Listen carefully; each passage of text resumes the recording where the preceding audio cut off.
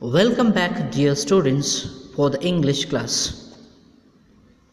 Dear students, we have already completed 2 lessons and 1 poem, and today we are going to study the second poem.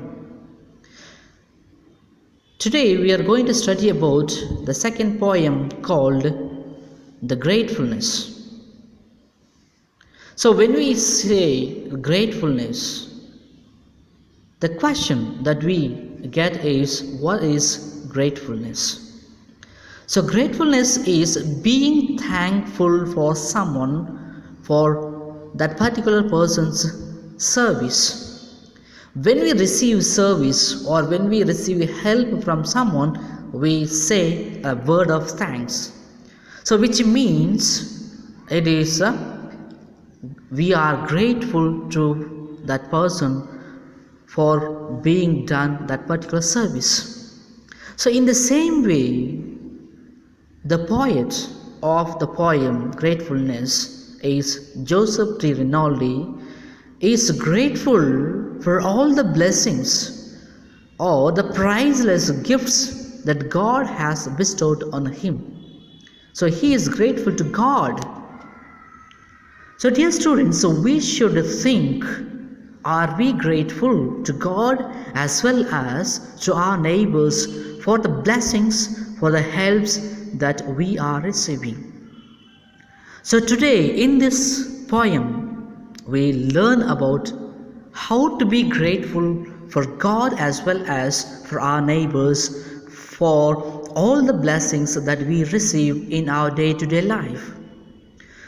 So in the beginning, dear students, let us learn about the poet Joseph T. Rinaldi, who wrote this poem.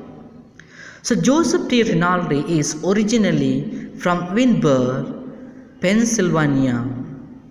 He has spent 40 years in the field of education.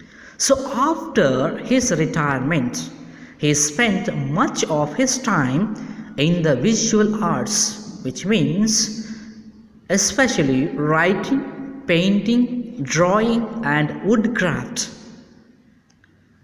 So his popular poems are A Binding Relationship, A Birthday Greeting, and A Bountiful Harvest. He is author of The Willing Wind, A Tale of Love and Obsession, and an assortment of poetry.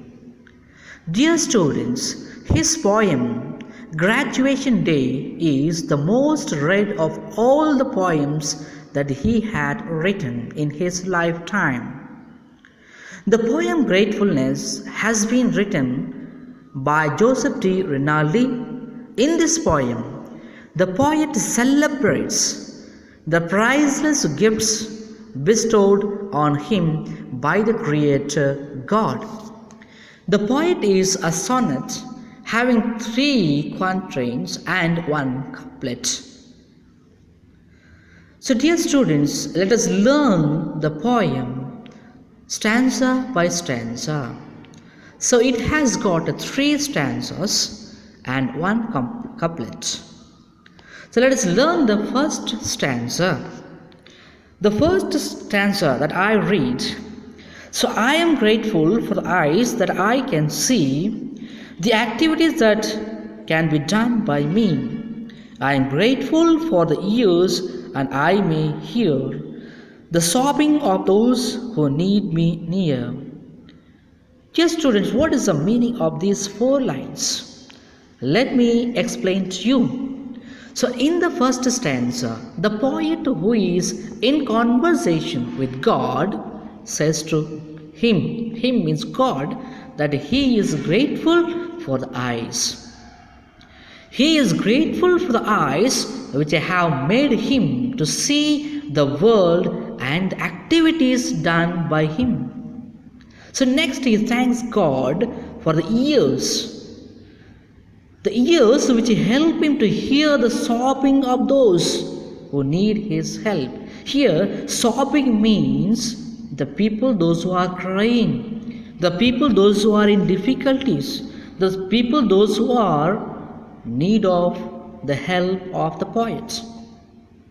So, in this stanza, the poet seems to be a believer of God and thanks him for making him capable of seeing the activities and also for making his ears capable of listening to others' sorrow and thus helping them out of their miseries.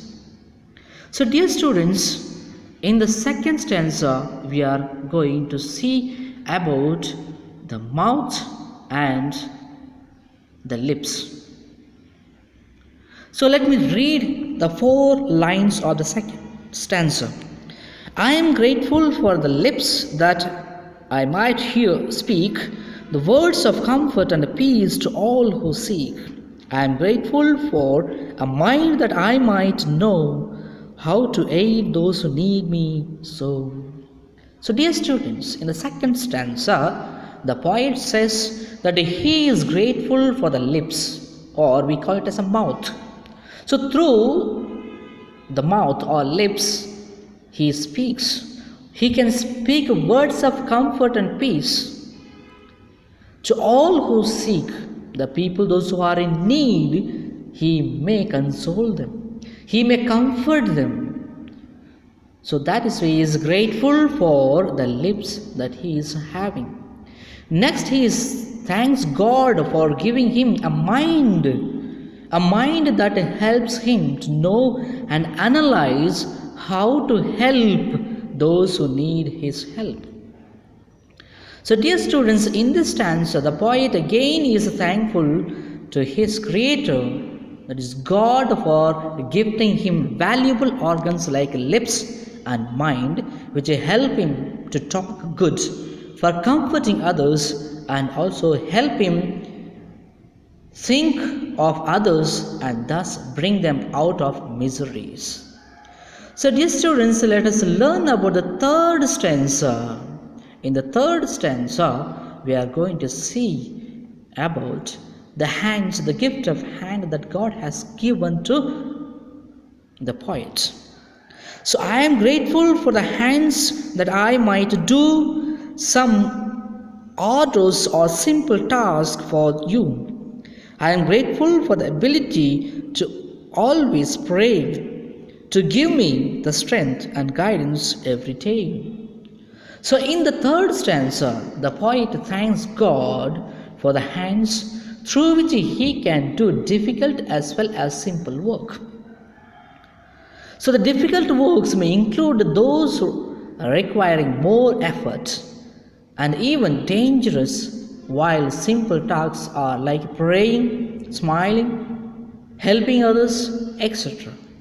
So next, the poet thanked God for making him able to pray, the quality of praying, the ability to pray, so that he may get strength and guidance on daily basis.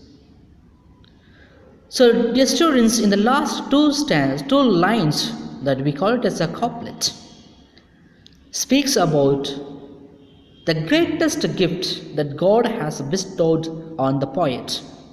That is the heart. So I am grateful for one thing, all else above, that I was given a heart that I may love. So in these 2 lines, finally the couplet speaks, the poet sums up the things of which he is grateful to God. So according to him, he is grateful for one thing which is more than all other things. All the things or all the organs that we had studied above, he is more grateful for the one thing, that is the heart. So it is a heart which has been gifted by God to him, all else above. And for that particular purpose, he is more grateful to God, so that he is able to love others and thus be able to serve them better.